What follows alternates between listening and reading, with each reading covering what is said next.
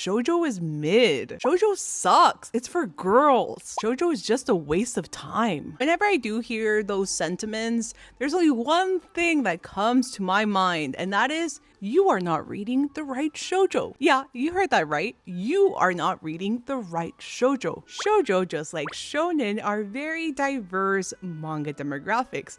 Within those demographics, you will see a variety of different genres. Genres like romance, drama, thriller, suspense, horror, action, fantasy. Those are the genres.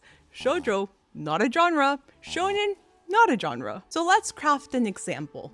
So let's say boy A typically likes action fantasy series. They tend to like series like JJK, they have a lot of action, can go a little bit darker, and also are pretty fast paced. Boy A also has zero interest in romance. They don't even reach for shonen romances. Why on earth would boy A read something like a Kimi ni Toloke? Kimi ni Toloke is a slow-paced coming-to-age romance story set in high school. You can already tell that it's not a compatible match. Instead, maybe boy A would enjoy something like Queen's Quality, which has plenty of action, is also pretty dark, and it's much more fast-paced. Let's look at a different example. Scenario 2 follows man B. Let's say they enjoy a very big adventure, something that expands a lot of different arcs. You get to meet a whole cast of characters, and they also enjoy a series that gets political. Man B really likes One Piece. This man really enjoys to be entertained, but he personally doesn't care for very emotional stories that might make him cry. So maybe recommending something like a Fruits Basket to this man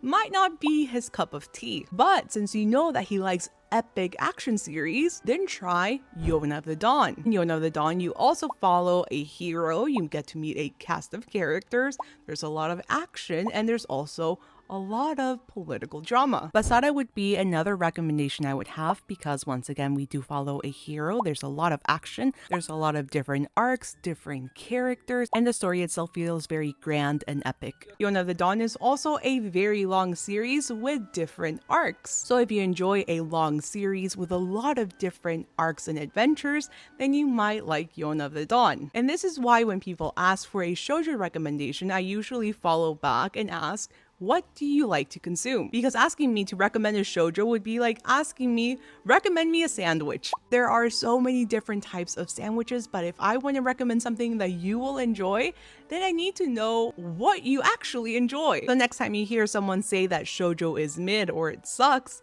then they're not reading the right shoujo.